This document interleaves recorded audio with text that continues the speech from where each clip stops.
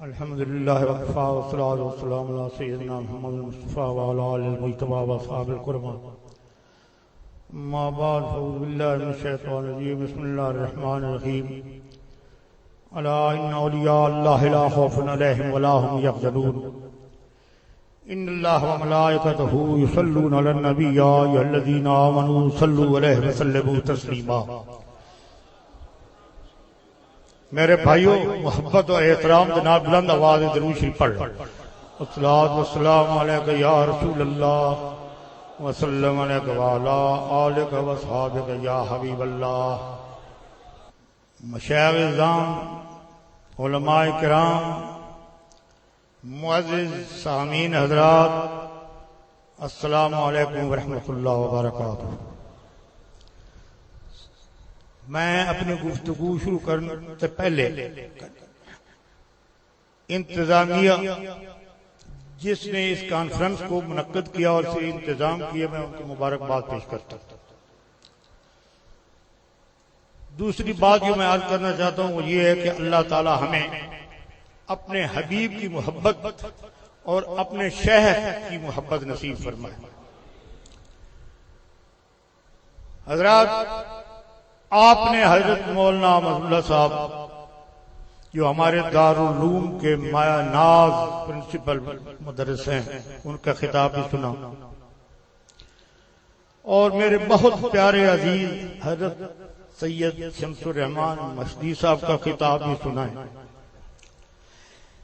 اس کے بعد کچھ کہنا مجھے یہ محسوس ہو رہا ہے کہ جیسے میں سورج کو چراغ دکھا رہا ہوں، اور میں کوشش یہ کروں گا کہ اللہ کریم آپ کے دلوں میں اور آپ کے ذہن میں جو ان دو حضرات کے خطابات ہیں ان کا اثر زائل نہ ہو، بلکہ ان کے ملفوظات پر مکمل طور پر عمل فرمائیں. یہ کانفرنس میرے خیال میں کہ حضور پیر چار غریب نواز کے نام سے جو منسوب ہے، یہ للہ میں پہلی دفعہ منعقد ہو رہی ہے. اس سے پہلے یہ کانفرنس منعقد نہیں ہوئی.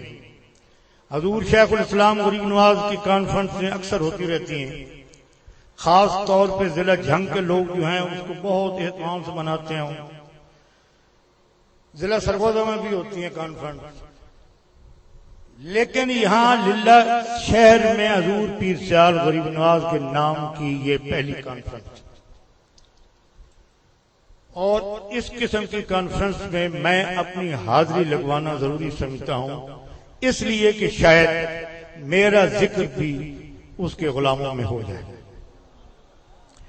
یوں تو کسی نے خوب کہا ہے کہ تیرے عالم فاضل مفتی بہت، ایک مسخرہ بھنڈا میں بھی سے. میں بھی حضور پیر سیال غریب نواز کی تعریف تو نہیں کر سکتا، بہرحال اس کے نام لیوا میں شریک ضرور ہوتا ہوں. حضرت کے کرامات اور بزرگی بیان کرنا میرے لیے بہت مشکل ہے. جیسے کہ شاہ صاحب پہلے فرما چکے ہیں کہ کشمیر کی پہاڑیوں میں ایک شخص نے حضور کو پکارا اور حضور نے اپنا لوٹا جو ہے مٹی کا لوٹا وہ زمین پر پھینکا اور اس کے ٹکڑے شیر کے ماتھے پر لگے. شیخ مر گیا. شیر نے جان دے دی اور اس شخص نے وہ ٹکڑے اٹھا کے سیاہ شریف میں حاضر کیے تو وہ بالکل وہی ٹکڑے تھے جو حضور کے لوٹا کے تھے. پھر شاہ صاحب نے فرمایا کہ سلسلہ چشتیہ میں دو چیزیں جو ہیں یہ بہت زیادہ ہے، ایک غیرت اور ایک عشق.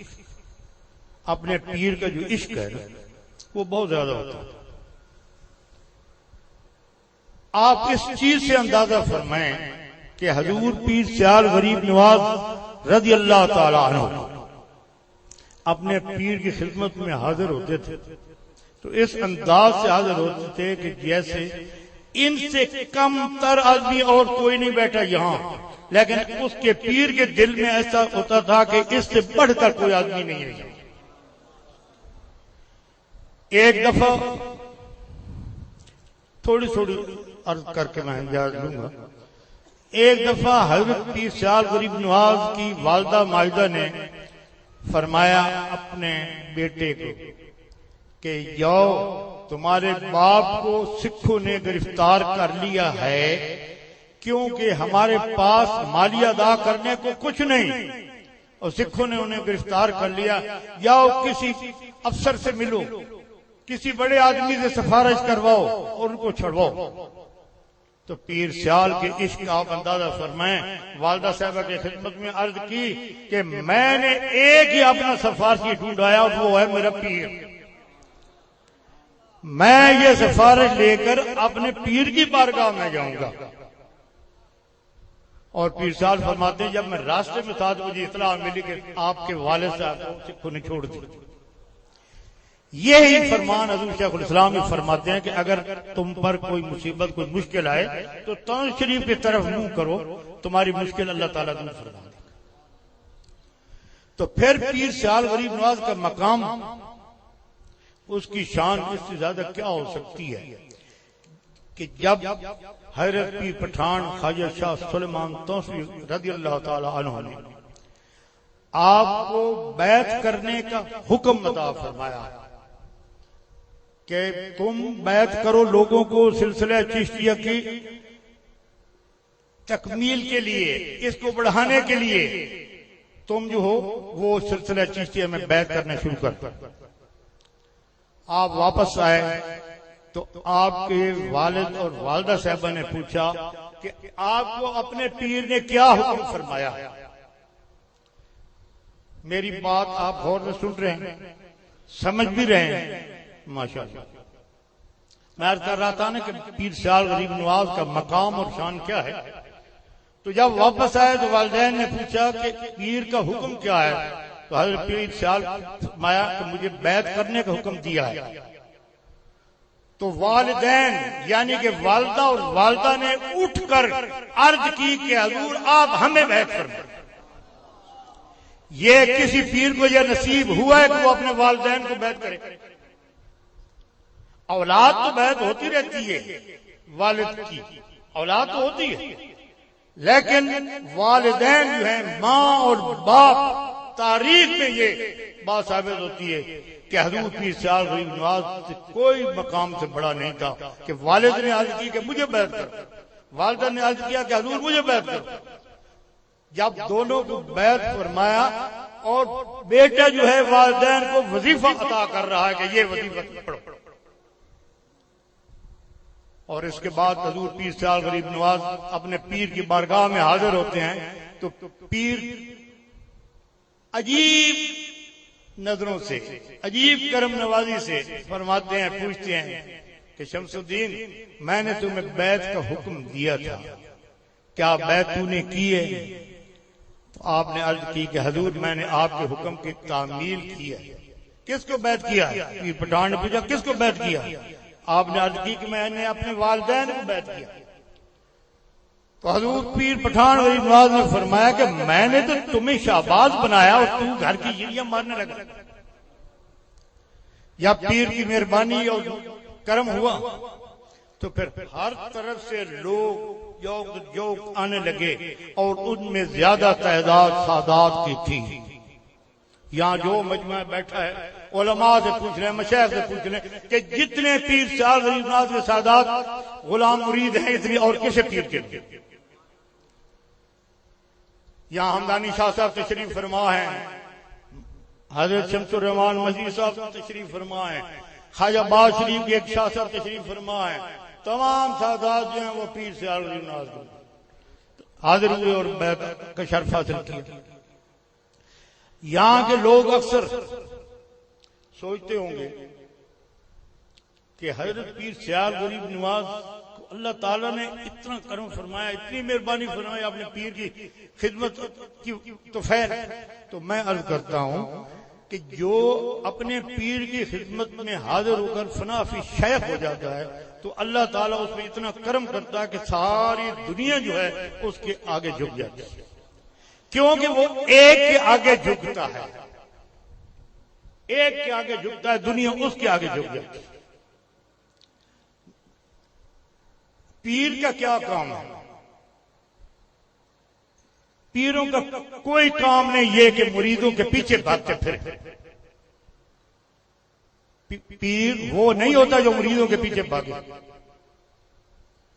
مرید کا کام ہے کہ اپنے پیر کے پیچھے بھاگے، اپنے پیر کی تلاش کرے، اپنے پیر کے حکم کی تعمیل کرے. پیر کا یہ کام نہیں کہ مریدوں کے پیچھے بھاگے. پیر کا یہ کام نہیں ہے کہ مریدوں کی جیب پر نظر رکھے. پیر تو وہ ہے جس کی نظر مرید کے دل پر ہونی چاہیے. وہ پیر ہوتا ہے. ایک دفعہ حضرت شیخ الاسلام غریب نواز میاں والی کے ضلع میں کنیا شہر میں ایک مسجد کے اندر تقریر فرما رہے تھے. یہ جو شخص بیان کرتا ہے نا، اس وقت وہ اس دنیا میں نہیں ہے، لیکن یہ اس کی اپنی زبان سے میں نے سنا. اس کا نام تھا مولانا عبدالستار نیازی خان تک. آپ نے سنا ان کا نام؟ تو حضور شیخ الاسلام غریب نواز نبی پاک صلی اللہ علیہ وسلم کی تعریف فرما رہے تھے، ان کے علم کے متعلق فرما رہے تھے. تو وہ کہتا ہے کہ میں نے سوچا، مسجد کے دروازے پر میں آیا تو سوچنے لگا کہ یہ حضور نبی پاک کی اتنی تعریف کر رہے ہیں، انہیں بھی کوئی علم ہے؟ تو حضور نے اپنا موضوع بدل کر کہا، مولانا آپ آئیں اور مجھ سے پوچھیں، حضور نبی پاک کے علم کے متعلق میں قیامت تک بیان کر سکتا ہوں، آج کی بات نہ کرو.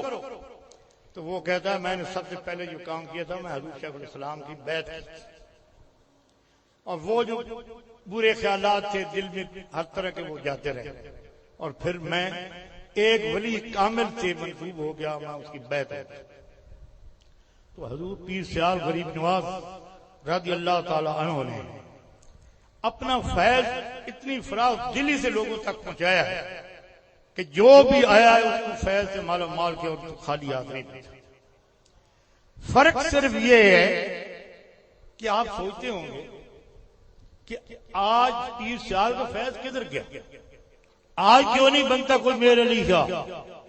آج کیوں نہیں بنتا کوئی پیر حیدر علی شاہ؟ آج کیوں نہیں بنتا کوئی معظم الدین صاحب مرولوی؟ حضور شیخ الاسلام نے خود فرمایا تھا، عرس شریف کے موقع پر کئی لوگ یہاں موجود ہوں گے اس چیز کی گواہی دیں گے کہ حضور شیخ الاسلام نے فرمایا کہ یہ لوگ جو کہتے ہیں کہ روحانیت ختم ہو گئی، فیض ختم ہو گیا، میں کہتا ہوں کہ پیر سال کا فیض قیامت تک جاری رہے گا. لیکن یہ فیض حاصل کرنے کا کوئی طریقہ تو سیکھیں، کوئی طریقہ تو. منگنا کم جڑا یہ بڑا اوکھا، یہ بڑے بول پکانے پاؤندے نے منگن دے. میرا سائیں کرم کر، اپنے پیر نے صدقہ کرم کر. تو پہلے منگنا سیکھو. پیر سال اتنا لجپال ہے کہ وہ اپنے در سے کسی کو خالی نہیں بھیجتا. حضرت سلطان بہو رحمت اللہ علیہ کے اولاد سے ایک پیر صاحب تشریف لے، ایک گاؤں ہے سیال شریف کے قریب بھون، وہاں آپ تشریف لے آئے. تو وہ رات کے وقت چھپ چھپا کر پیر سیال کی خدمت میں حاضر ہوئے اور عرض کی حضور مجھے بیعت کریں. مجھے تو پتہ ہی نہیں کہ بیعت کیا ہوتی ہے، طریقت کیا ہوتی ہے، معرفت کیا ہوتی ہے، آپ مجھے بیعت فرمائیں. آپ نے کرم فرمایا، بیعت کی، وظیفہ فرمایا اور کہا کہ تیرے مرید جو ہیں وہ جٹ ہیں، راتوں رات تو نکل جا، چلا جا، اللہ تعالیٰ تجھ پر کرم کرے گا. تو آج دیکھ لیں حضرت سلطان باؤ احمد کی اولاد بھی جو ہے وہ کس مقام پر پہنچی ہے. یہ اس کا صدقہ جس نے پیر سیال کی خدمت میں حاضری دی تھی، بیعت. اسی طریقے نال حضرت آپ لوگوں کو کم لوگ ہیں جن کو معلوم ہوگا کہ حضرت شاہ جیونا صاحب کی اولاد سے بھی ایک شاہ صاحب حاضر ہوئے اور کہا کہ مجھے بیعت کرتے. آپ نے ان کو بھی فیض عطا فرمایا. میں کہتا ہوں کہ آپ حضور پیر سیال غریب نواز کے آستان پر حاضر ہو کر مانگے، اس کو اپنے پیر کا واسطہ دیں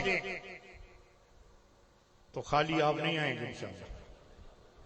سوال ہی نہیں پیدا ہوتا کہ پیر سال اپنے در پر آئے ہوئے کہ کسی کو خالی بھیج دے. اگر خالی بھیجے تو پھر اس کو لجپال کون کہے گا؟ اس لیے تو وہ لجپال ہے کہ ہر آنے والے کی وہ لج رکھتا ہے. وہ یہ نہیں دیکھتا کہ یہ سید ہے، یہ فقیر ہے، یہ غریب ہے، کوئی جو بھی اس کے در پر حاضری دیتا ہے اس کو وہ فیض عطا فرماتا ہے۔ اللہ تعالی ہمیں اور آپ سب کو حضور پیر سال غریب نواز کی غلامی نصیب رکھے۔ یہ بات میں ان کے لیے کہہ رہا ہوں جن کا تعلق بالواسطہ یا بلا واسطہ سیال شریف سے ہے، ان سے میں عرض کر رہا ہوں کہ یہ دعا کریں مجھے اور آپ کو، پیر سال غریب نواز کے غلاموں کو، پیر سال کے آستان کی حاضری اور غلامی نصیب۔ بز میں